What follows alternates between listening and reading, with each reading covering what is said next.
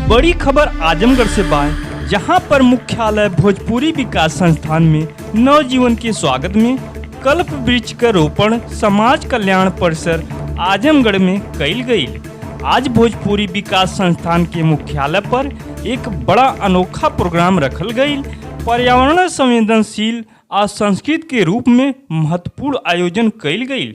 संगठन मंत्री आलोक सिंह के भांजा के जन्म के शुभ अवसर पर संस्थान परिसर में कल्प वृक्ष के रोपण कइल गयी। ये पुनीत कार्य न सिर्फ धरती माता के प्रति आभार प्रकट करेला, बल्कि भारतीय परंपरा हर नव जीवन के संग एक नव वृक्ष के सजीव रूप भी है। संस्थान द्वारा चलावत जा रहल विशेष अभियान हर जन्म के संगे एक जीवनदाता वृक्ष के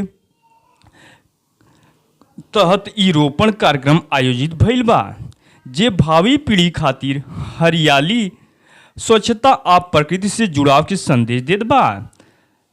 संस्थान के संकल्प बा कि प्रत्येक नवजात के आगमन पर एक वृक्ष लगाकर हम न केवल पर्यावरण के बचाइब बल्कि संस्कारों के भी सिंचाई करब।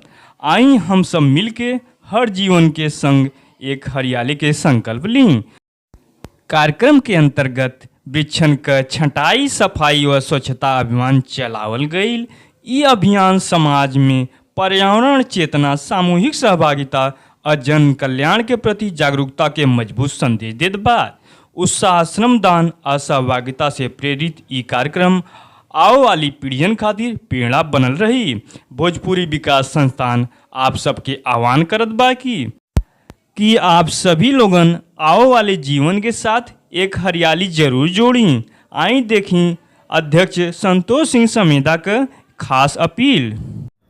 मित्रों नमस्कार, जय भोजपुरी जय आजमगढ़। मैं संतोष सिंह समेदा, अध्यक्ष भोजपुरी विकास संस्थान। पिछले कई सप्ताह से भोजपुरी विकास संस्थान और तमसा परिवार दोनों के संयुक्त तत्वाधान में वृक्षारोपण, वृक्षों की कटाई छटाई आजमगढ़ नगर पालिका क्षेत्र परिसर के अंतर्गत किया जा रहा है। चूँकि मेरे संगठन के प्रमुख सलाहकार देवनाथ सिंह कहते हैं कि पहले घर में दिया जलाइए, अगल बगल रोशनी होगी, फिर मंदिर तक जाइए ताकि दूर तक रोशनी हो। तो इसी क्रम में सबसे पहले हम अपने नज़दीक जहाँ भी हम रहते हैं उसके आसपास सुरक्षा होनी चाहिए, चाहे वो मानव समुदाय की सुरक्षा हो, चाहे मनुष्य को ऑक्सीजन देने वाले इन वृक्षों की जो माँ धरती के प्रहरी बनकर सेवा कर रहे हैं, इंसानों की ऑक्सीजन दे रहे हैं। पिछला कोविड आया, कोविड में लोग ऑक्सीजन से चले गए। ये बहुत दुख की बात है मेरे जनपद के लिए, मेरे प्रदेश के लिए, मेरे देश के लिए। लेकिन वो दैविक आपदा टल चुका है। अब लोगों को संज्ञान लेना चाहिए कि जिन कारणों से भी हमारे लोग गए, उन कारणों को खोज कर, उन पर चर्चा करके, उन पर परिचर्चा करके कम से कम अपने आने वाले भविष्य के लिए वृक्ष का निर्माण किया जाए। इसी क्रम में तमसा परिवार भोजपुरी विकास संस्थान के होनहार सिपाही कह सकते हैं तेज बहादुर सिंह, शाहिद भाई, डॉक्टर मणिंदर सिंह, देवनाथ सिंह, अनिल सिंह काकन, दिनेश चंद सैनी आदि लोग साप्ताहिक रूप से अभी सबसे पहले रैदोपुर में दुर्गा मंदिर में कई सारे वृक्ष लगे। और पिछली बार के वृक्षारोपण में इन सारे नामों को, विशेष नामों को तो मैंने गिनाया ही। प्रवीण सिंह, उसके बाद डॉक्टर पूनम सिंह, संतोष सिंह, मैं स्वयं, और ऐसे अनगिनत कई बड़े बड़े धुरंधर, मैं तो सिपाही हूँ, इस कार्यक्रम में जुटे हुए हैं, वृक्षारोपण कर रहे हैं। एक वृक्ष को तैयार होने में 2-4-5 साल लगता है और भी ज़्यादा समय लग सकता है।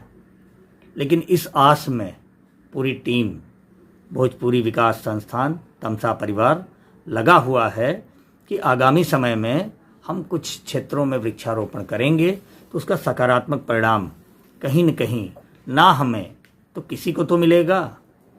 आज रैदोपुर शहीद चौराहे से लेकर LIC बिल्डिंग तक जितने वृक्ष थे उनकी छटैया हुई।